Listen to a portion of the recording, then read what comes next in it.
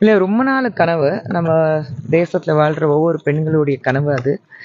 பிரதமர் மோடி அவர்களுக்கு நிச்சயமாக நன்றி சொல்லணும். ஏன்னா ரொம்ப நாள் கனவு நிறைவேற்றியிருக்கிறாரு. யாராலும் முடியாதது, இத்தனை வருடங்களாக முயற்சி பண்ணும்போது முடியாதது 12 வருஷத்தில் அவர் சாத்தியம் பண்ணி காமிச்சிருக்காரு. ஸோ பிரதமர் மோடி இருக்கிறதுனால தான் இது சாத்தியமானது. நிச்சயமாக வேற ஏதோ ஒரு கட்சி, வேற ஏதோ ஒரு தலைவர் இருந்திருந்தாருன்னா இது சாத்தியமாக வாய்ப்பே இல்லை. ஆக்சுவலாக வந்து 33% உமன் பில் இதுக்காக பண்ணுறாங்க. பட் லிமிடேஷன் வந்து நிறைய பேர் அப்போஸ் பண்ணுறாங்க. நிறைய பேர் யாருங்க? எல்லாருமே. இப்போ தமிழ்நாட்டில் கடும் எதிர்ப்பு இருக்கு. அதான் தமிழ்நாடு சொல்லுங்க, எல்லாரும் இல்லை. தமிழ்நாட்டில் தான் எதிர்ப்பு தெரிய வைக்கிறாங்க. திமுக பொறுத்த வரைக்கும், முதலமைச்சர் ஸ்டாலின் அவர்கள் பொறுத்த வரைக்கும் எது கொண்டு வந்தாலும் அதுக்கு மக்களை திசை திருப்புறதுக்காக இந்த மாதிரி ஒரு செயல் நடந்துட்டு இருக்கு. தோல்வி அவங்கள நோக்கி போயிட்டு இருக்கு. அது அவங்களுக்கு நல்லாவே தெரியும். அந்த தோல்வி அடைய போறோம் அது பார்க்கும்போது அவர் வந்து இந்த மாதிரி செயல்கள் பயன்படுத்திட்டு இருக்காரு. அது ஒரு முதலமைச்சருக்கு நல்லது இல்லை. அவர் வந்து shows in a very bad light. ஏன் இவ்வளோ டீலிமிட்டேஷன் பற்றி பேசுகிறாரு? 33% பெண்களுக்கு வந்து ஒரு ரிசர்வேஷன் பில் வந்திருக்கு. அதுக்கு ஒரு வாழ்த்து தெரிய வச்சாரா? அதுக்கு ஒரு வாழ்த்து தெரிய வைக்கல. நீங்கள் டீலிமிட்டேஷனுக்கு நீங்கள் அப்போஸ் பண்ணுறீங்க, கருப்பு கொடி காட்டுறீங்க, கருப்பு துணி அணிந்து பிளாஸ்டிக் லைட்டரில் பற்ற வைக்கிறீங்க. ஆனால் இந்த 33%க்கு பெண்களுடைய எம்பவர்மெண்ட்காக, பெண்களுக்காக திமுக டிராவிடியன் மாடல் சொல்லிட்டு இருக்கிறாரு. அதுக்கு ஏன் வாழ்த்து சொல்லலை? அது ஏன் பெண்கள் சார்பாக அவங்களுக்கு வாழ்த்து சொல்லலை? பெண்களுக்கு ஏன் வாழ்த்து சொல்லலை? பிரதமருக்கு வேண்டாம், நீங்கள் உங்களுக்கு பிரதமர் பிடிக்காது, ஆனால் பெண்களுக்கு வாழ்த்து சொல்லலாம்ல, அதுவும் பண்ணலை. ஏன்? அப்போது தோல்வி அடைய போகிறோம் அந்த பயம் அவருடைய கண் மூடி இருக்கு. அவருக்கு வந்து அது கூட தெரியல கண்ணு. அது மட்டும்தான் சொல்ல முடியும். அதுவும் டீலிமிட்டேஷன் பொறுத்த வரைக்கும் சும்மா சொல்றதுக்காக, மக்கள் திசை திருப்புறதுக்காக, இருக்கிற பிரச்சனைகள்லேருந்து தமிழகத்தில் சட்ட ஒழுங்கம் சுத்தமாக இல்லை. ஒரு home ministry, law and order அவருக்கு கீழே தான் இருக்குது, முதலமைச்சருக்கு கீழே இருக்குது. நாங்கள் ஒரு குற்றச்சாட்டுகள் வைக்கிறோன்னு அவர் சொல்லலாம்.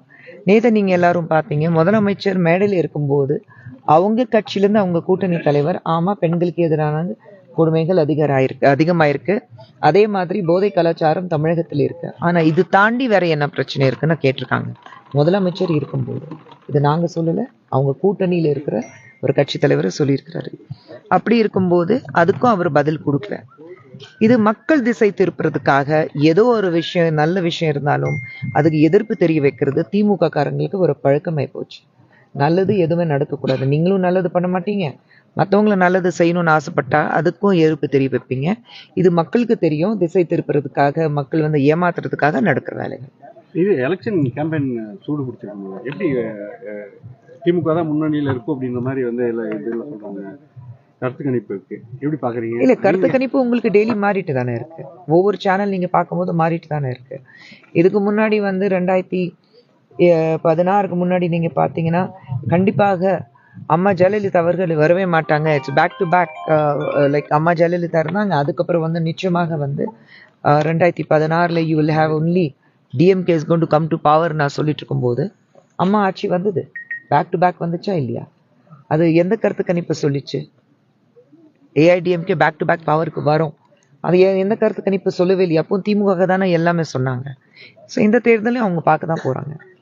விஜய் வந்து தேர்தல் அறிக்கை வெளியிட்டாரு, ஒவ்வொரு குடும்பத்துக்கும் பெண்களுக்கு வந்து கண்டிப்பா ஒரு சவரன் நகை தரேன் அப்படின்ற மாதிரி ஒரு அறிக்கை கொடுத்துருக்காரு. அதை எப்படி பாக்குறீங்க மேடம்? அதே போல எல்லாருக்கும் உரிமை இருக்கு. அவர் ஒரு கட்சி தலைவருங்கிறது முறையில ஒரு அறிக்கை விட்டுருக்காரு. தேர்தல் அறிக்கை விடும்போது அது அவர் எப்படி சாத்தியமானது அவரே சொல்லட்டும், இது எப்படி சாத்தியமாகும் அது அவர் சொல்லட்டும். அதே போல ஒவ்வொரு வீட்டு வாசல்லையும் வந்து விசில் சின்னத்தை போட்டு எனக்கு ஆதரவு கொடுங்க பெண்கள்ன்றாரு. விஜய் நான் ஒவ்வொரு முறையும் சொல்றேன், விஜய் தம்பி மாதிரி அரசியலுக்கு இப்பதான் வந்திருக்கிறாரு, இப்பதான் கத்துட்டு இருக்கிறாரு, இப்பதான் வந்திருக்காரு, நேரம் கொடுங்க அவருக்கு. பட் இருந்தாலும் நிறைய அவர் வந்து ஃப்ரீ பீசஸ் கொடுக்குற மாதிரி இருக்கலாம். இப்போ ஒரு பவுன், ஒரு சவரன் நகை வந்து 1,00,000 சில்லற போகுது. ஒவ்வொரு கல்யாணம் பண்ணுறவங்களுக்கும் வந்து ஒரு பவுன் நகை சீர்வரிசை தரேன்றாங்க. அதே மாதிரி ஃபார்மர்ஸ்க்கு வாங்கியிருக்க லோன் எல்லாமே தள்ளுபடின்னு சொல்கிறாங்க. அவர் ஒரு மாற்றத்தை கொண்டு வரணும்னு பார்த்தா அவர் வந்து கண்டினியூஸாக எல்லாமே ஃப்ரீ பீஸ் மாதிரியே சொல்கிறாரு. அது எப்படி பார்க்குறீங்க? அதுதான் சொல்றேன், ஒரு கட்சி தலைவங்கிறது முறையில அவர் வந்து தேர்தல் அறிக்கை விட்டிருக்காரு, எப்படி சாத்தியம் ஆகும் அது அவர் சொல்லட்டும். வாய்ப்பு இருக்கா மேடம்? அவர் கொடுத்துருக்க, நீங்க தேர்தல் அறிக்கை பார்த்தீங்களா? அது படிச்சீங்களா? அதை படிச்சேன், பார்த்தேன். பட் அதான் சொல்றேன், அது எப்படி சாத்தியமாகும்னா அதுக்கு ஒரு சொல்லணும் இல்லைங்க. இப்போ பாஜக இருக்கட்டும், அண்ணா திராவிட முன்னேற்ற கழகம் இருக்கட்டும், இது எல்லாமே நாங்கள் சொல்லும்போது சாத்தியம் செஞ்சு காமிச்சிருக்கோம். இப்போ பிரதமர் மோடி அவர்கள் எத்தனை வாக்குறுதி கொடுத்தாரு, எல்லாமே நிறைவேற்றிருக்கோம். இப்போ 2047 விக்சித் பாரத் பற்றி பேசிட்டு இருக்கோம். அது சாத்தியம் பண்ணி காமிப்போம். எங்கேயோ கடைசியில் 5வது இடத்துல இருந்தது இந்தியா தேசம், இன்னைக்கு டாப் 3ல இருக்கு. ஒரு 3 பில்லியன் எக்கனாமி நோக்கி போயிட்டு இருக்கோம். உலகத்திலே பிரச்சனைகள் வரும்போது இந்தியா தேசத்தை திரும்பி பார்க்குறாங்க, இவங்க என்ன சொல்ல போறாங்க. அந்த ஒரு ஸ்ட்ராங் பொசிஷனுக்கு நான் கொண்டு போவேன்னா பிரதமர் மோடி அவர்கள் வாக்குறுதி கொடுத்தாரு, அதை காப்பாத்திருக்காரு.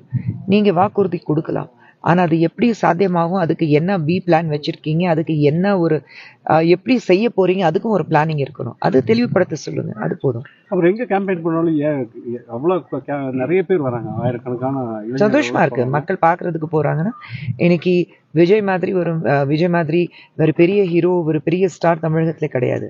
இன்னைக்கு எப்படி 91 92ல வந்து ரஜினி சார் இருந்தாரோ அந்த ஒரு கிரேஸ் இன்னைக்கு விஜய் அவர்களுக்கு இருக்கு. மக்கள் பார்க்கறதுக்கு வராங்க, நல்லா தான் இருக்கு. நம்ம தமிழகத்துல ஒருத்தர் புதுசா வந்து அரசியலுக்கு வந்திருக்குன்னா ஜெயிக்க போறாரா இல்லையா அது செகண்டரி. ஆனா அவர் பார்க்கறதுக்கு மக்கள் அவர் வராங்க. இந்தியா முழு தேசம் அவங்கள நோக்கி பார்த்துட்டு இருக்குன்னா சந்தோஷமா தான் இருக்கு. என் தம்பி தான், மக்கள் அவ்வளவு வராங்க, வாழ்த்துக்கள். இல்ல அவர் வந்து டிஎம்கே வெர்சஸ் டிவிகே தான் இந்த எலெக்ஷன்ல அப்படின்னு என்டிஏ ஒரு 4ஆம் தேதி தெரிஞ்சிடும். 4ஆம் தேதி அவர் ஒரு பொருளாவே நான் மதிக்கல, அவர் வாயால சொன்னாரா? இல்ல அவர் தானே அப்படித்தானே சொல்றாரு மேடம். அது மென்ஷனே பண்றது கிடையாது. வார்த்தைகள் நீங்க இன் பிட்வீன் லைன்ஸ் நீங்க ரீட் பண்ணக்கூடாது. Adding fuel to the fire நீங்க பண்ணக்கூடாது. வார்த்தைகள் அவர் நார்மலாவே சொல்றாரு. நார்மலா திமுகக்கு எனக்கு தான் போட்டி, நான் வந்து என்டிஏ ஒரு பொருளா மதிக்கலன்னு அவர் சொல்லல. அதோட மீனிங் அதுதான் மேடம். அது மீனிங் நீங்க எப்படி வேணாலும் எடுத்துக்கலாம், ஆனா இது வரைக்கும் அப்படி எடுத்துக்கலீங்க. மேடம், மதுரையில நம்ம சுந்தர் சி சாக்சி எப்படி மேடம்? அவருக்கு வாய்ப்பு நல்லா இருக்கு. போற இடத்துல மக்கள் வந்து ரொம்ப உற்சாகத்தோடு அவர் வந்து வரவேற்கிறாங்க. அதே சமயத்துல அங்க இருக்கிறது ஒரு 2 முறை எம்எல்ஏ இருந்திருக்காரு, ஒரு நிதியமைச்சராக இருந்திருக்காரு. டிமோட் பண்ணி ஐடி அமைச்சர் ஆக்குறாங்க, அதுவும் டிமோட் பண்ணி இன்னைக்கு வேற டிபார்ட்மெண்ட்ல இருக்காரு. 10 வருடத்துல அவரால் பண்ண முடியாதது 10 நாள்ல சுந்தர் சார் பேசினதுனால 10 நாள்ல வேலை நடக்குது. இது 10 வருடத்திற்கு பண்ணியிருக்கலாம், ஆனா பண்ணாம இன்னைக்கு சுந்தர் சார் வெற்றி நோக்கி போயிட்டு இருக்கிறாரு. அந்த பயத்துல அங்கே சிட்டிங் எம்எல்ஏ எல்லா வேலையும் பண்றாரு. மேடம், நேற்று பிரகாஷ்ராஜ் பழனியில் என்ன சொல்றாருன்னா, தமிழகத்துல 3 மாடல் அரசியல் தான் இருக்குன்றாரு. ஒன்று திராவிட மாடல், இன்னொன்று வந்து அடிமை மாடல், இன்னொன்று வந்து சினிமா மாடல். இது எப்படி மேடம் பார்க்குறாரு? அவர் எந்த மாடல் சொல்லட்டுங்க, அதுக்கப்புறம் அவருக்கு பதில் கொடுக்கலாம்.